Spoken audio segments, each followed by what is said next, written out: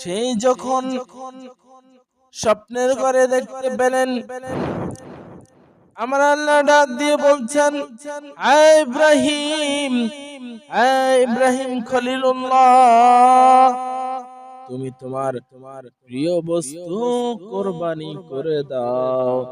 তার আর বোঝা বাকি নাই, তার প্রিয় বস্তু কে, তার প্রিয় জিনিস কি।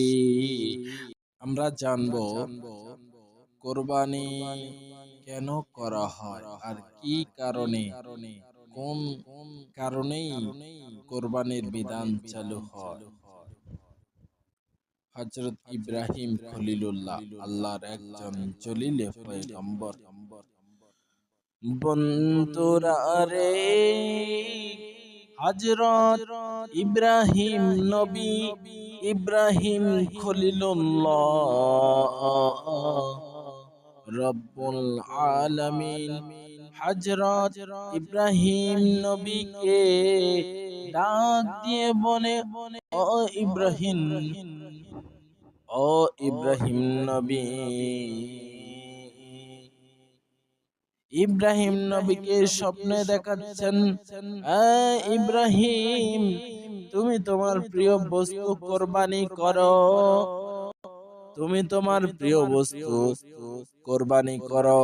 কোন বর্ণনায় পাওয়া যায় তার কিছু উট ছিল, সে একদিন ওই উটগুলা জবাই করে দিল, ওই উটগুলা সে আল্লাহ রাস্তায় জবাই করে দিল। আরেকদিন এমনি ভাবে সে স্বপ্নে দেখলো, আল্লাহ রাব্বুল আলামিন বলতেছেন, হে ইব্রাহিম, তুমি তোমার প্রিয় বস্তু কোরবানি করে দাও। এমনি ভাবে 2-3 দিন যাওয়ার পরে সে তার বেড়া বকরির দুম্বা থেকে কিছু কোরবানি করে দিল। এমনি ভাবে সেই যখন স্বপ্নের ঘরে দেখতে পেলেন, আমার আল্লাহ ডাক দিয়ে বলছেন, আয় ইব্রাহিম, আয় ইব্রাহিম খলিলুল্লাহ, তুমি তোমার প্রিয় বস্তু কোরবানি করে দাও। তার আর বোঝা বাকি নাই, তার প্রিয় বস্তু কে, তার প্রিয় জিনিস কি, তার পছন্দের জিনিস কি, তার ভালোবাসার জিনিস, তার ছেলে হযরত ইসমাঈল জবিহুল্লাহ। বন্ধুরা রে, ইব্রাহিম জবিহুল্লাহকে আল্লাহর রাস্তায় কুরবানি দিতে চেয়েছিল। আল্লাহ রাব্বুল আলামিন তাকে পরীক্ষা করার জন্য বলেছিলেন, আয় ইব্রাহিম নবী, আয় ইব্রাহিম আলাইহিস সালাম, তুমি তোমার প্রিয় বস্তু কুরবানি করো। আল্লাহ রাব্বুল আলামিনের আদেশ পেয়ে ছেলে ইব্রাহিমকে কুরবানি করার জন্য প্রস্তুতি নিলেন।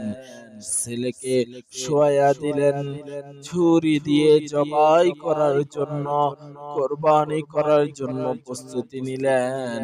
ইসমাঈল জবিহুল্লাহ, ইসমাঈল নবী ডাক দিয়ে বলে, বাবা, আপনি যদি এই চক্ষু দ্বারা আমাকে দেখেন, আপনার মায়া লেগে যাবে।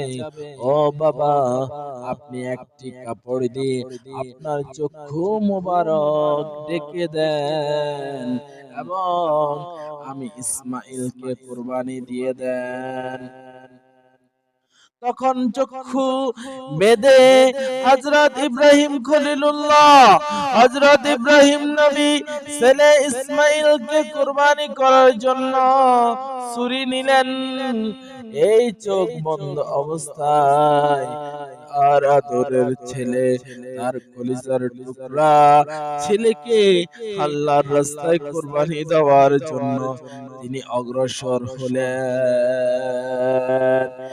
এরপরে যখন তার গলা মোবারকের মধ্যে ছুরি চালাইয়া দিছে রে, বন্ধুরা রে, আমার আল্লাহ জিবরাইল আলাইহিস সালামকে ডাক দিয়ে বলে, ও জিবরাইল, ও জিবরাইল আলাইহিস সালাম, তুমি এক্ষুনি জান্নাতে গিয়ে জান্নাত থেকে একটি দুম্বা নিয়ে আসবে। আর ইব্রাহিম খলিলুল্লাহ ছুরি চালাচ্ছে। এই ইব্রাহিম নবীকে জবাই করার পূর্বে তুমি সেখানে গিয়ে চোখের পলকে তার সন্তানকে তাড়িয়ে দিয়ে ওই জায়গার মধ্যে একটি দুম্বা দিয়ে দিবে, যাতে করে ইব্রাহিম নবীর ছেলে ইসমাইল জবিহুল্লাহর পরিবর্তে দুম্বা কোরবানি হয়ে যায়। বন্ধুরা রে, ইব্রাহিম খলিলুল্লাহ কি করলেন?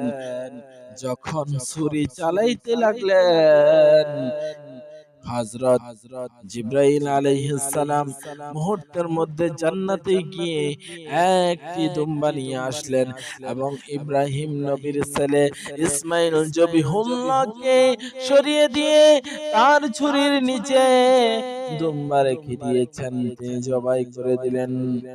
বিসমিল্লাহি আল্লাহু আকবার। আমার আল্লাহ বলেছিলেন, হে ইব্রাহিম খলিলুল্লাহ, তুমি তোমার প্রিয় বস্তু আমি আল্লাহর রাস্তায় কুরবানি করে দাও।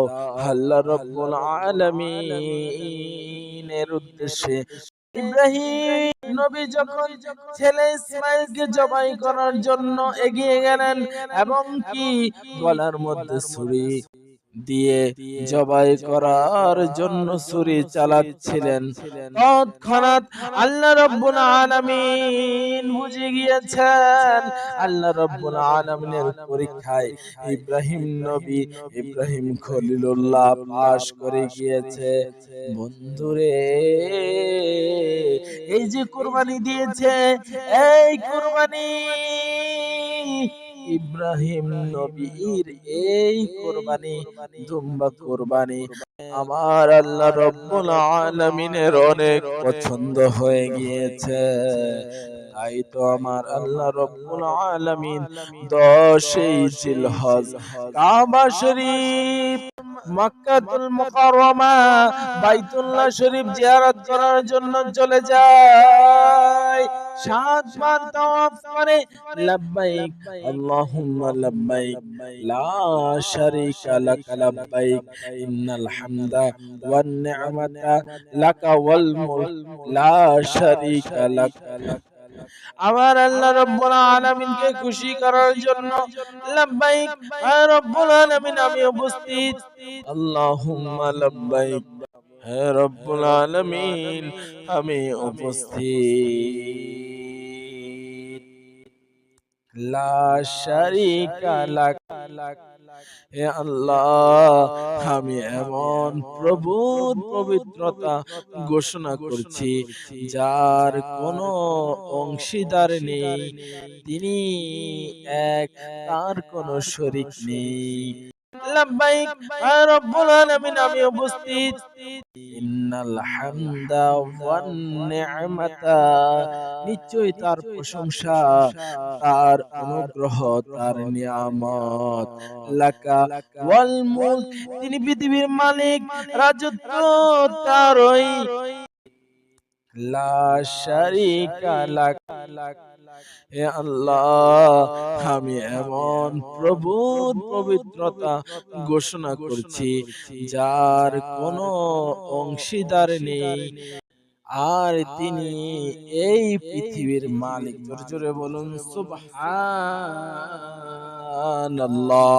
ওরে বন্ধুরা রে, এই ইব্রাহিম নবী যিনি এই কাবা ঘর পুনরায় নির্মাণ করেছিলেন, সর্বপ্রথম আমার আল্লাহ রাব্বুল আলামিন ফেরেশতাদেরকে দিয়ে সর্বপ্রথম কাবা ঘরের নির্মাণ কাজ শুরু করে। এরপরে আদি পিতা হযরত আদম নবীর মাধ্যমে কাজ শুরু করে দেয়। এরপরে আস্তে আস্তে অন্যান্য নবীগণ কাবা শরীফের কাজ শুরু করে দিয়েছিল এবং কিছুদিন যাওয়ার পরে 100 বছর যাওয়ার পরে যুগ যুগে অনেক নবী এসেছে, সমস্ত নবীর এই কাবা শরীফের কাবা ঘরের এই মক্কা মদিনা এই মক্কা শরীফের খেদমত করেছেন এবং কাবা শরীফের সংস্কার করেছেন। জোরে বলি সুবহানাল্লাহ।